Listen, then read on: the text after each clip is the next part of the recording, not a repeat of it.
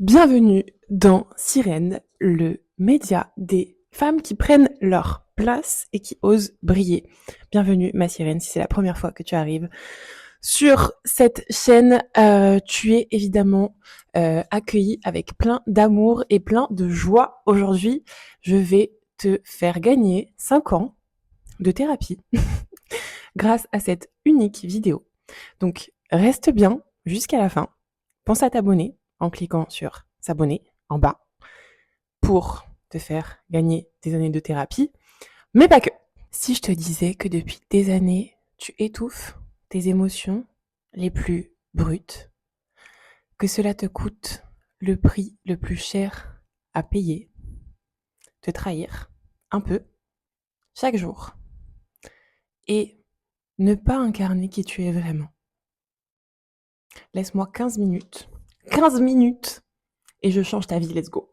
En première partie, je vais parler du monde patriarcal et quel rôle et quelle influence il a sur tes émotions.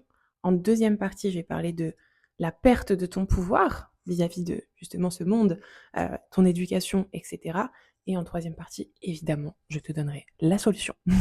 Donc, si on récapitule un petit peu, donc dans ce point 1, dans le monde patriarcal et le monde émotionnel. Donc déjà, c'est deux mondes qui ne vont absolument pas ensemble. Le monde patriarcal, en fait, toute forme d'émotion est réprimée. Voilà. Passée sous silence, réprimée. Il y a comme si, en fait, on n'avait aucune émotion.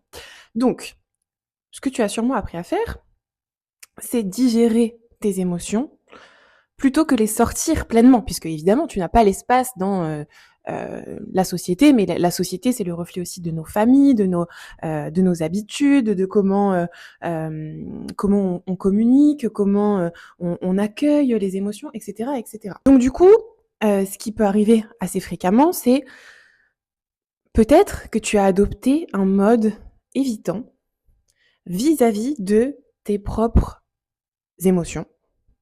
Et donc, comment ça se caractérise? En fait, tu vas faire tout pour ne pas les ressentir.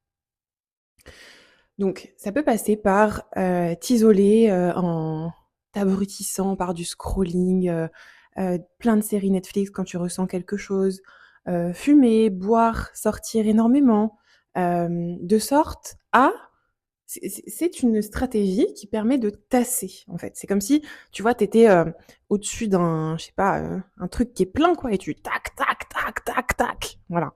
Donc, tu tasses au fond de toi. Tu tasses, tu tasses, tu tasses, tu tasses, pour ne plus les entendre. Ton objectif, c'est ne plus les entendre. Jusque-là, ça a sûrement marché, peut-être, je ne sais pas. Dis-moi dans les commentaires.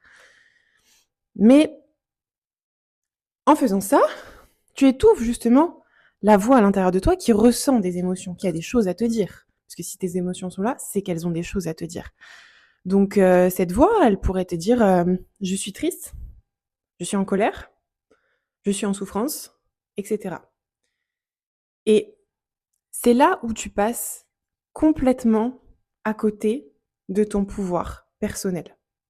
Laisse-moi t'expliquer. Donc, partie 2, perte de ton pouvoir, on voit la fenêtre. En utilisant ce mode de fonctionnement évitant, qui peut te paraître efficace, puisque j'imagine que si tu le reproduis, c'est que tu te dis ça fonctionne. En fait, avec le temps, tu crées un signal à ton cerveau, donc c'est vraiment des neurosciences, hein, c'est prouvé, qui va construire un schéma neuronal qui dit mes émotions sont dangereuses.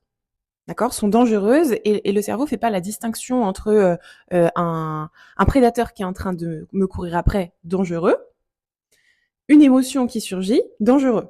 Les mêmes, c'est le même signal dans ton cerveau, donc tu vas être dans la même. C'est comme si c'était pour ta survie, tu vois. Donc en lui faisant croire cela, tu actives la partie de ton cerveau qui veut survivre. Parce qu'il considère l'émotion comme la chose la plus dangereuse actuellement en face de toi, donc il cherche à tout prix à l'éviter, comme tu essaierais d'éviter un prédateur, on est d'accord jusque-là. Donc en faisant ça, tu évites forcément tes émotions, mais tu n'évites pas que les tiennes. Tu évites aussi celles des autres, puisqu'elles te font aussi peur. C'est le même signal pour ton cerveau. Et donc quel est le résultat quand tu fais ça? Le résultat, c'est que tu te retrouves à ne même pas savoir quel type d'émotion tu ressens lorsqu'un événement surgit? Est-ce que, c'est de la peur? Est-ce que, tu ressens du rejet? Est-ce que tu ressens de la colère, de la tristesse, de la jalousie? En fait, tu as tassé tes émotions depuis tellement longtemps que tu ne peux même pas mettre de mots dessus.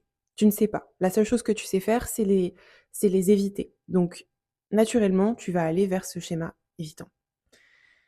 Et donc, qu'est-ce que ça donne dans le quotidien exactement?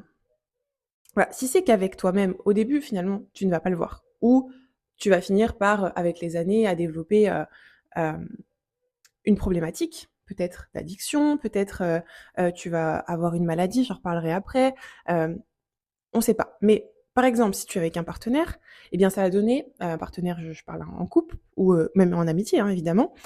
Eh bien, en fait, ça va donner des conflits irrésolus puisque tu rumines dans ton coin, sans aucun mot qui sort de ta bouche. Tu te sens frustré et tu as des ressentiments envers elle ou envers lui.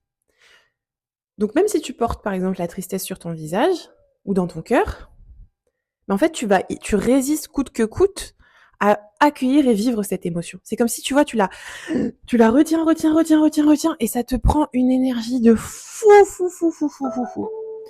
Pardon pour ce bruit. Ça te prend une énergie énorme parce que retenir son émotion, ça prend beaucoup plus d'énergie que la lâcher.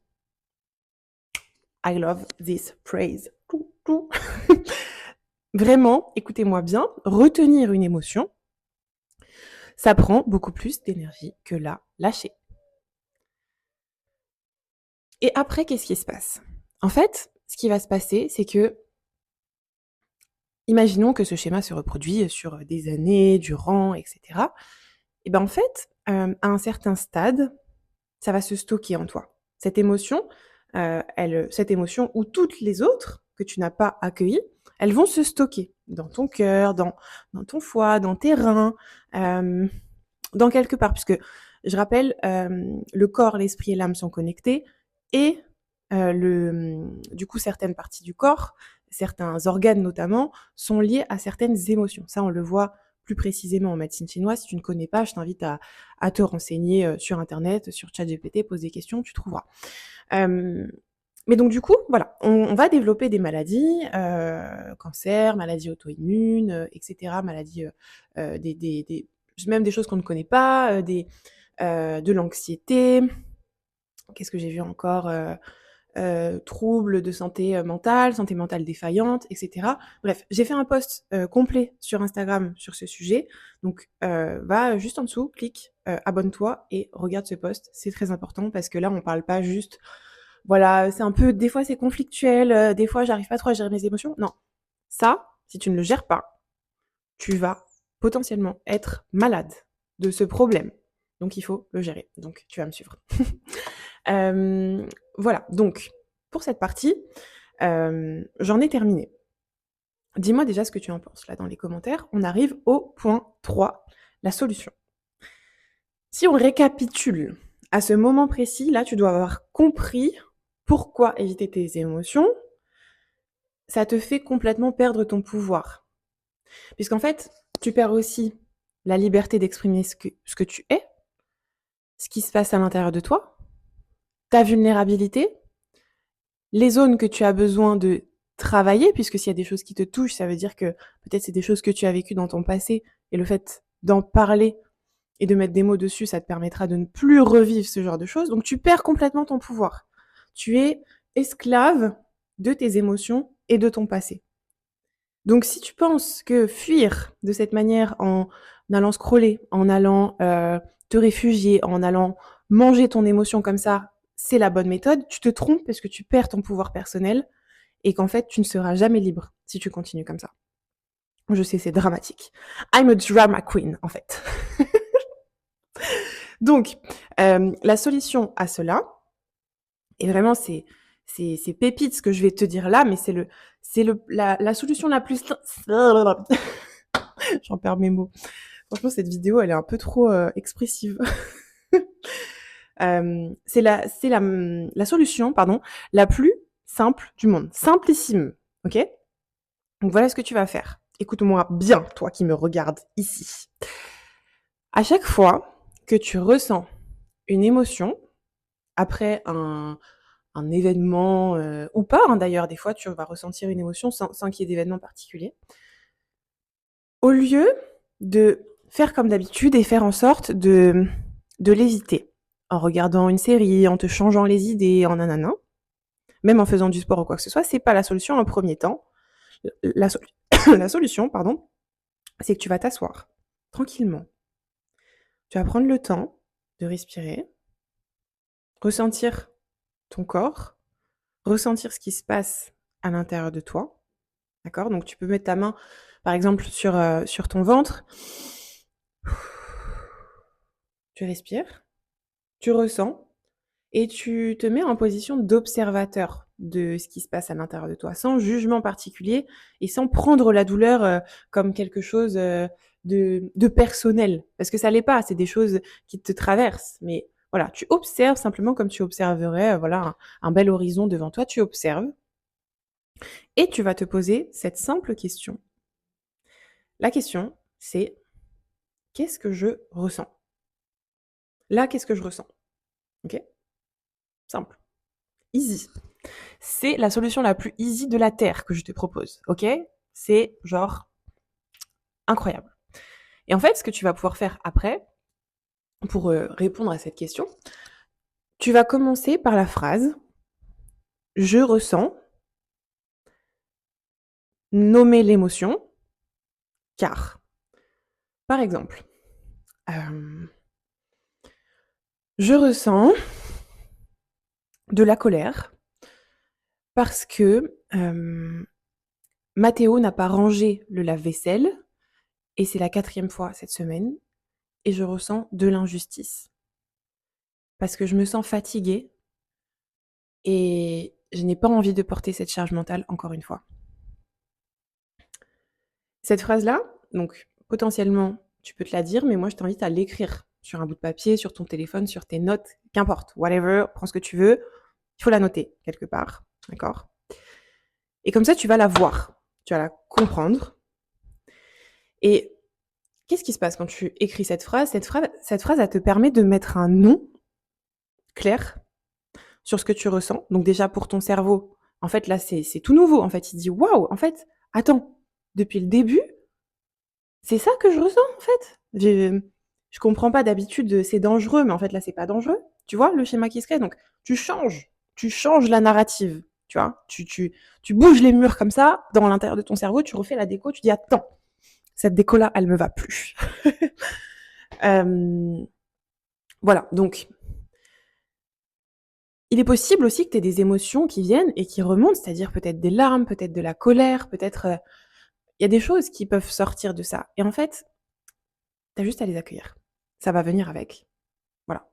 Ça, c'est la première étape. Mais comme je sais que j'ai que des boss lady qui m'écoutent et qui veulent aller bien plus loin que la surface de, des émotions et de leur monde intérieur, leur inconscient, j'ai créé un atelier d'art-thérapie en ligne que j'ouvre seulement quelques fois par an, donc s'il est ouvert, tu as beaucoup de chance.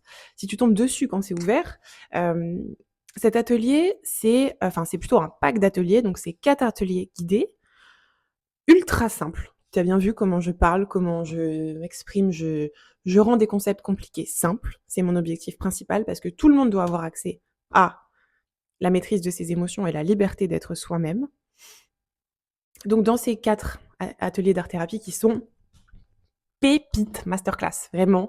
On va reprogrammer l'ensemble des schémas que tu as vécus avec des exercices d'art-thérapie, notamment beaucoup de journaling, mais je vous en dis pas plus que ça et de dessin évidemment. Et surtout reprendre ta puissance intérieure et refaire la déco en fait. Comme on a dit tout à l'heure, on refait la déco et ça passe en premier lieu par ton intérieur.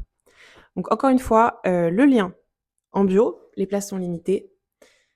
On se voit bientôt les filles. Gros bisous.